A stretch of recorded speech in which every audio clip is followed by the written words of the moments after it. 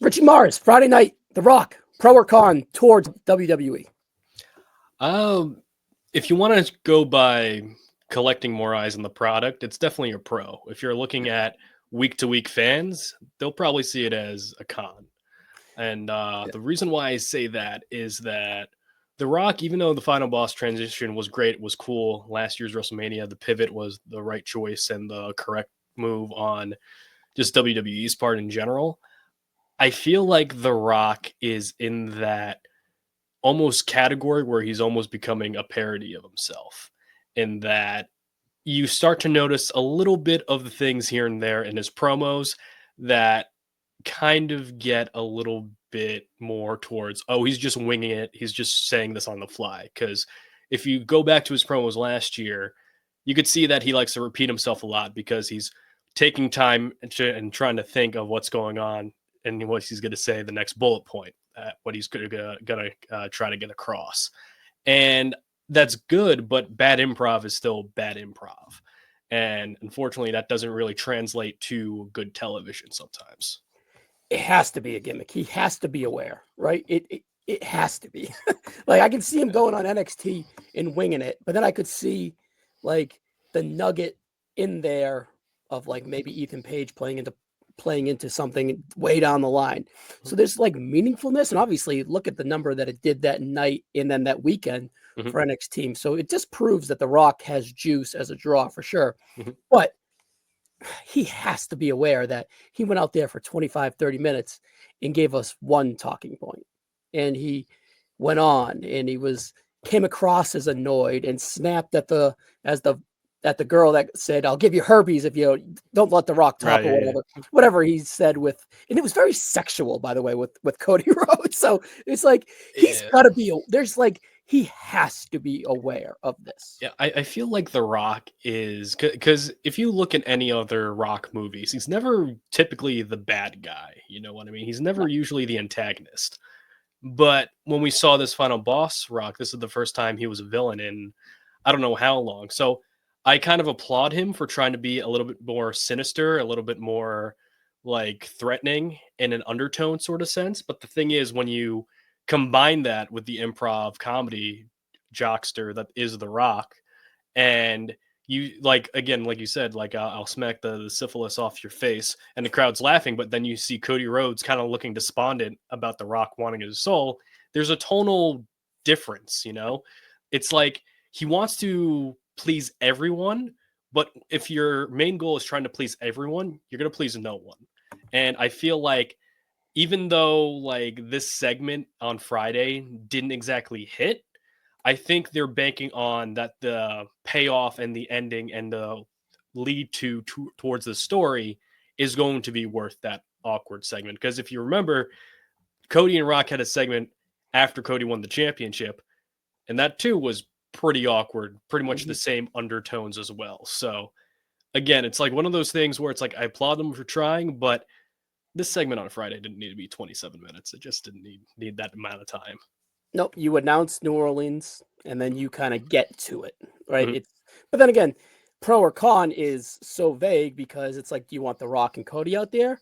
Or do you want to have a typical SmackDown match that isn't going to be as, well, I want to be careful with my words here, as illuminating, because you could say that Cody and The Rock went out there and had a stinker, but you paid attention for all 27, 26, 28 minutes of that stinker, right? Yeah. So I'd rather have that than go out there and have a very average SmackDown women's match or a DIY match and Pretty Deadly that can wait to another. I mean, the bar is set pretty low to begin with because the 3-hour SmackDowns just haven't been hitting. And I think it's difficult to make any wrestling show 3 hours in general, especially a weekly one. You see it nowadays. 2.5 is perfect. Like 2.5 hours, I think, is the perfect length.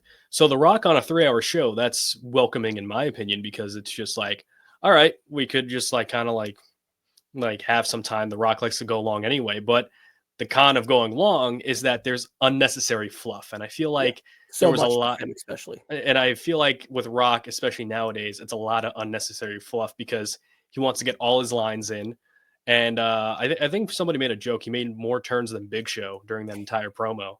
And, and it's just like, it's more like a confused sort of ending to that promo where it's like I know what they're going for. They're going for The Rock as the heel authority figure and Cody as potentially the person that's going against them, or potentially being the guy that's going to be The Rock's champion.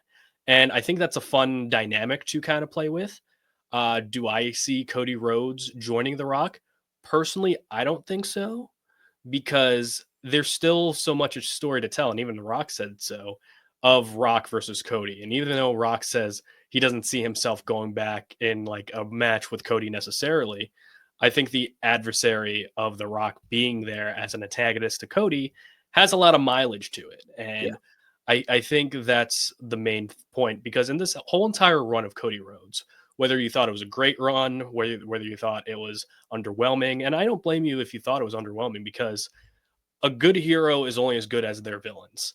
And you know, he was fed Bar was very high too to think it's underwhelming. You just thought it was going to be like it what Roman was forever. Yeah, I mean, it's like you beat Roman Reigns, and likely if it wasn't going to be Rock or Randy that was next up, it was going to go down a notch, whether you want to admit to that or not. He faced AJ, where AJ, great wrestler. I love AJ, but he wasn't portrayed as a top guy at that point. But he had great matches, right? He had so he's transitioning to having great matches instead of great stories. Like Roman gave us both. Yeah, I don't think the thing is, like, I don't think any Cody Rhodes title defense was bad, except for probably the SummerSlam one. Yeah, because everyone was expecting Roman. It was a circumstance of story, though. Yeah, you know, but it's like, AJ, not a main event guy. Logan Paul, like, no one really. I forgot about that one. Logan Paul, Solo Sikoa, and Cody had the task of trying to bring Solo to that level. Didn't necessarily do that at SummerSlam, but I thought their cage match was great. Yeah, cage match was very good. You know, then the Bloodline, like Cycle, where he was the tag. He had the feud with Kevin Owens, which I thought was great for both guys. Yeah, that was his best feud. Yeah, and now it's like you see the result of that, where it's like you're seeing him, and this goes to the Punk promo, where Cody's like finally feeling exhaustion, the pressure of being the champion. He finally has the thing that he's won the most, but now he's dealing with all these fractured relationships and being the target instead of being the chaser, for that championship. And I think that's an interesting thing to bring upon during the discussion. And I was hoping The Rock would touch on this if this is where they were going, where it's like Cody's mentality since being champion has been fractured. Not only that, but emotionally as well. Yeah, and being champion wasn't as all it was cracked up to be. So it's an easy way for Rock to manipulate Cody and saying, be my champion. Let me take some of the pressure off you. And then you can edge your name in history under my watch. Laying the groundwork for the Cody side of things, that brings us to the end of SmackDown, where The Rock says, I'm coming for that right there, and points, we think it's his belt, because that's what he wanted at the night after WrestleMania 40. He was like, I'm coming for your belt, but it's no, I'm coming for your soul, right? And Cody was a little bit taken back with that. What do you mean with my soul? And everyone else was just like, we went 25 minutes plus, and you don't want the belt. There's no match here. You want his soul. Okay, that's cute, right? So that will bring us to, it's a cute cliffhanger to kind of extend the conversation to the weekend, throughout the week, into Elimination Chamber here. Now, quick side note here, just give me an answer, and then we'll move on. Where will this be on the card? Before the men's chamber or after the men's chamber? I think it'd be more interesting if it was after the men's chamber. Okay. Just because closing the show, probably. No, I don't see it closing the show. Well, what's going to close the show? The women's chamber? Like, again, it wouldn't surprise me if the women's chamber, just depending on the Jade Cargill situation, because I know they want to make that a main storyline. So what you could do is you could have it on before the men's chamber, and then you could have that what if. But I think it'd be interesting if it's like the men's chamber happens, the winner, and whoever wins the men's chamber is most likely, if Cody declines, is going to be that person that The Rock's going to anoint as his champion. That's where I was going to say they kind of coincide, not to go too much into the men's chamber, but that kind of answers my next question. So you don't think The Rock is going to have a WrestleMania 41 match versus Cody Rhodes? No, I don't believe so. I think he's going to play a role, but I don't think he's going to have a match. All right, and the other elephant in the room, I don't think this is true, but we're not getting Rock Roman in Vegas as well, right? No. Okay, just to continue the conversation of what if, so what there. Mhm. So The Rock is going to be the final boss, it seems, coming tone-wise out of this. And when I did the Cody Rhodes and Kevin Owens preview, I did this whole thing where I saw the corporate Rock coming, and I think he's here. I think we get a version of the corporate Rock, especially with the soul and whatever. And the Rock had to go so weirdly into that, and with the sexual innuendos and all that nonsense that the Rock gave us. But it feels like he is coming, as he presents himself. I'm friends with Ari Emanuel, Nick Khan, Triple H, and I. Pretty much Triple H kind of talks to me, and I tell him what's going on. So I am the final boss, but I'm the final boss of this corporation. And Cody Rhodes, you've earned my respect. I've pinned you, mind you, but you've earned my respect. And I think that Cody could be a vehicle to Roman eventually, and he's just putting Roman to the side. But Cody is the here and the now for The Rock. And I don't think The Rock wants to commit a match. But like you said, I think that we're going to kind of get a proxy. And a proxy, I see 3 or 4 guys in this chamber that perhaps could be proxies. Not to kind of indulge into it too much. Just say yes or no. I'm going to start with the least likely guy, Logan Paul. No. All right. And then I am going to move on to Damian Priest.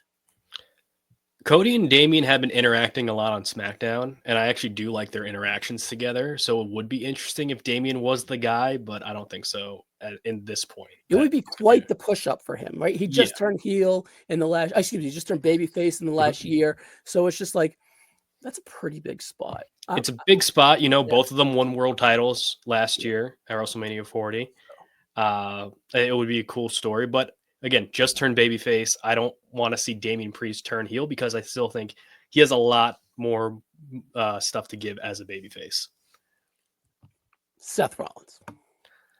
I don't see Seth doing it. But Cody, I kind of agree with you as well. But Cody is his kryptonite. How do you combat kryptonite? You join for us, and then maybe that respect that The Rock earned, right? Or presented to Cody, he really earned with Seth, because if Seth's the one that kind of, you could look at it that Seth's the one that caused Roman. Seth was the one that gave him the most problems in the match. He pinned Cody, not Seth. So he saw Seth as a shit disturber at WrestleMania 40. Perhaps he could be his shit disturber for WrestleMania 41. I think it's more of a case of Seth's obsession with Roman and Punk and his personal relationships outweigh. I'm just playing Seth Rollins. That's an open cannon for whenever they need to go to. Yeah. I'm just playing the Seth Rollins trying to you could definitely play off that. Exactly. Yeah, for sure. There's definitely more substance than Priest and Logan Paul, right? Yeah. Next up here is John Cena.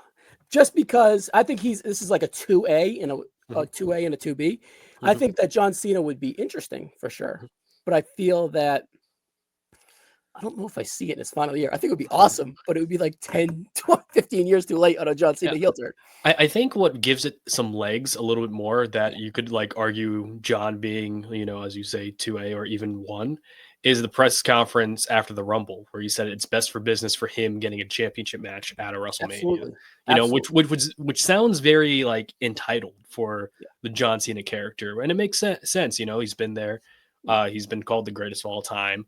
All these accolades. So him joining forces with The Rock, because again, Cena hasn't won a one-on-one match. And there's that respect that they have with Yeah. And it's Cena hasn't won a one-on-one match in over 2,000 days, I think. I'll take your word for it. It's why not join with the boss to actually give you this goal of being number 17? And it would be presented as equals in a way too, right? Yeah, and the thing is, it's you don't need to do a John Cena long-term heel run. It could be done after WrestleMania, if you want to make it. It would be very interesting. Yeah, and I think John Cena would be a credible choice. If somebody said it's I think Cena is going to be the one, I wouldn't disagree. And then 1B or 1A or 2A, whatever, runner-up here, CM Punk. I feel that CM Punk would be a pretty interesting choice. I'm not sure if the favor would go with this, but then again, I I think this one would kind of break the fans' heart the most in a way. I feel like if Punk wins the Chamber, then the favor then becomes pointless. You know what I mean? Yeah. Because it's like the favor has to be something that Punk needs the advantage for, which is why I pitched for my idea for Punk with if it was going to be like that triple threat scenario, whether it was Cena and Cody or Seth and Roman, that Paul Heyman corners him, because the favor has to be something that Paul Heyman can deliver on. Yes. And I don't know if Paul Heyman has enough connection with The Rock to kind of. I don't think the favor, like you said earlier, the favor doesn't really fit with The Rock. Yeah, right? so it's like the favor has to fit with Heyman, what Heyman can provide. Yeah. He still has like that cell phone from The Rock probably, but who knows if that number is still good. You know what I mean? True. So, and then the I don't know, I don't want to say obvious, but you could see the most breadcrumbs being here is Drew McIntyre. I think the biggest breadcrumb is when Drew resigned, The Rock was pretty much the one that presented the contract to him on Instagram. He gave him a sword. And then Angela 2.0. Hopefully, it's a much nicer sword than the one that Vince gave him, or whatever. However, that was. We're not going down that rabbit hole. Yeah. But and then the second one being, the alleged Rumble backstage drama with the messed up spot is that could be just a red herring to kind of throw everything off and present Drew like he's pushed down the card, right? And then The Rock would grab him and bring him up the card, or whatever. They could play into something like that as well. And of course, The Rock is a Bloodline member, and he's perhaps the biggest Bloodline member. So maybe this is the Bloodline killer, Drew McIntyre. What he's going to kill him by going to the boss and joining forces with him.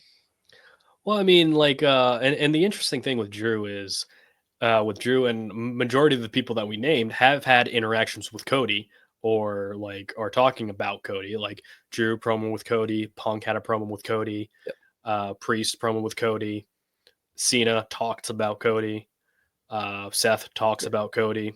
So it's like all these guys are very plausible in being that guy to face Cody, whether Cody agrees with Rock or disagrees with Rock and denies the proposal. And I think Drew is probably, I don't want to say the safe choice, but it's like for the storyline, it probably would fit the cleanest in everything, because like the Cody Drew story, I think has the potential to be a really great story, because here are two guys who. Could I just stop you real quick? Is it big enough for WrestleMania 41 main event either night? You could make that argument, I think. With The Rock? With The Rock, yeah. I think if you had Rock in there, you could make an argument that it could be a big main event, because just because with The Rock's addition, it's going to get that extra boost. And you get to showcase two guys who are, I don't want to say the future, but more of the now. And these day-to-day main eventers, it's like these are the guys who are on the shows weekly. These are the guys who are, week in, week out. They're going to be on the television show. And sometimes they'll be on dark matches on the other show. These are the guys who are the tour guys. They will be like going to the European tour. They'll be at every show. They'll just like work. They're just like the workhorses of this era, so to speak. And I think with Cody and Drew, and people might see that as a downgrade, but remember, people thought Seth Rollins versus Drew McIntyre for WrestleMania last year was a downgrade, but Drew since then has had arguably the greatest career year of any WWE guy. Yeah, great run, mania to mania. And I feel like them highlighting Drew and Cody here would just kind of like, and with Drew, he wasn't given a title run.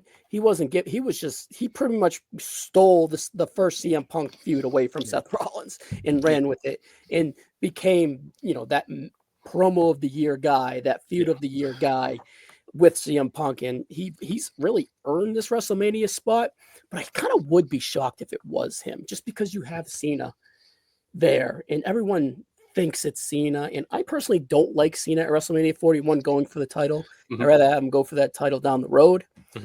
Let's build him up or whatever, especially if he's gonna not win it, and then this is like another loss on the niche. So, but I think that The Rock inserting himself here has definitely made this chamber more optional, because before it was like, all right, is it Punk or is it Cena, and then maybe Drew? I don't really think so. Seth, maybe okay, perhaps, but I doubt it. Well, Priest is there. Let's raise the star power, and Logan Paul's in there to be Logan Paul, right? So it's just like Now it's just like, oh, well, The Rock's in there. We kind of have everyone open just because the perception of The Rock being the corporate Brock and, you know, that pissed the past, and WrestleMania 17, so on and so forth. So it's interesting. Yeah, that's a big thing. It made this chamber match a lot more interesting. No doubt. And especially with Elimination Chamber being the, you know, they say Royal Rumble is the road to WrestleMania. But to be honest, it's like the road to WrestleMania doesn't really start until the chamber ends, because it seems like after the Rumble, it's like we're kind of like, all right, we're just kind of spinning our wheels until we get the chamber, because then we have a clear idea of where everything's going. And then the rest of the TV time kind of feels like filler, unfortunately. But especially with the chamber match itself and The Rock's inclusion, it's definitely like going to make television and just like the week-to-week WrestleMania, since it's going to be a longer build in general, a lot more interesting and a lot more to pay attention to, depending on which direction they decide to go. Okay, so The Rock's last 3 appearances, Bad Blood. Let's go 4. The last 4 appearances, the night after WrestleMania, he kind of gives Cody the watch and says, whispers whatever in his ear. Shows up at Bad Blood last minute and does the throat slash to Roman and Cody. Shows up at Netflix and is Dwayne The Rock Johnson and is just the happy to be here. Look at, I've made this connection between Netflix and look at Cody Rhodes. He's such a good guy, and Taramanu and so on and so forth. And there's no storyline whatsoever. He shows up here. We get a lot of that vibes early after the big announcement of WrestleMania 42 in New Orleans. And then we get the soul line. And it's just like, people are frustrated with The Rock as a whole. Yeah. And I think that frustration needs to blow off in his favor at the Elimination Chamber. I don't think we can get a ho-hum, you know, see you next time type of thing. I think we get a definite finale of The Rock being like, this is it. This is my time. And this is why I'm back. I wouldn't rule out him inserting himself if like a John Cena won and it was a triple threat, John Cena, Cody, and The Rock. You know, that's kind of like, all right, we're veterans, Cody, our star power is just going to explode with your star power even more. I can see that making it work, and it's safe, right? And then it's just like another notch on John Cena's farewell tour where, all right, The Rock took the pin and I can, you know, I got screwed or whatever, right? It's a safe way to make Cody even feel bigger, which The Rock said he was going to do. I wouldn't rule that out. My gut was like kind of back to earlier where he's the final boss manager type of thing.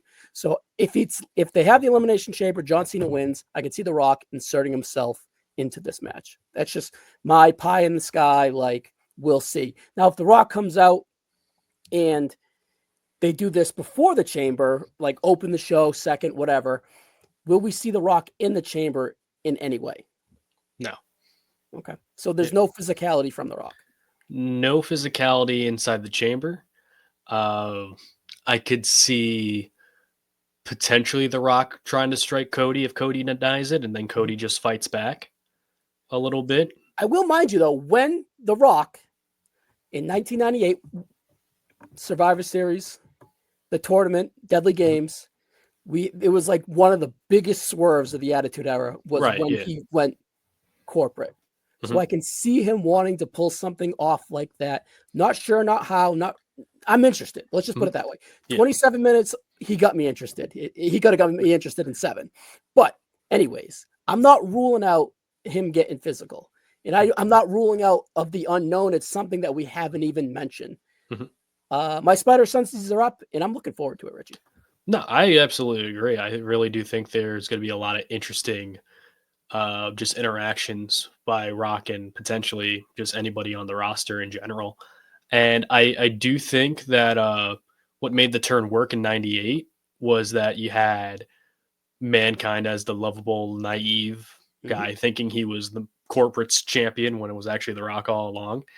And the thing with Cody is, like, if you look at Cody, like his appearance, he's already like the corporate guy to begin with. So it's not like he was the guy before he went on the run. He's been the guy for 2 years. Yeah, you know, so it's just like Rock's like, oh, I'm gonna hop on the bandwagon now. You know what I mean? So it's just kind of like, it doesn't really make sense, because how is Cody gonna be even more corporate? You know, what I mean? We haven't even brought up Cody joining The Rock. We don't see that. I don't see. I think that would be a mistake. Like, especially because it's like, especially at the chamber. That would be no. Yeah, and people like bring this up to me a little bit because I do say it's like, look, Cody's successful. Is he's as successful as Roman? Not particularly, but also Cody hasn't been on top as long as Roman, comparatively speaking. But he still does very well for the company, just domestically, live events, just by just attendance in general. I could say this, being in the crowd, Cody's consistently one of the loudest reactions that's ever happened, like in the crowd in general. So I don't see him turning heel just because, like, he does a lot for the fans in general. You know, he'll spend like a half hour rail ticket at that level that John Cena was for all those years. So, and I think even like maybe even head and shoulders above Cena in a lot of respects too. You know, because it's like you see, like, he doesn't have the detractors that's John Cena had. Yeah, you know, and plus it's like with Cena, his reactions were mixed. Cody's, I'm not going to say universally positive. They're at least 80% popular. Yeah, he's like 85% like popular. It's like you don't hear any like boos during his matches.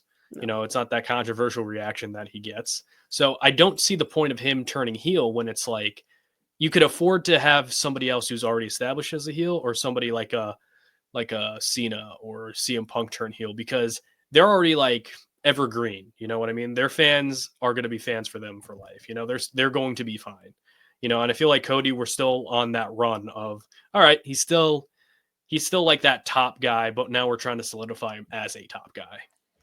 All right, Richie, as we get out of here, what is The Rock's next date that he will actually wrestle in the WWE? WrestleMania 42. Versus?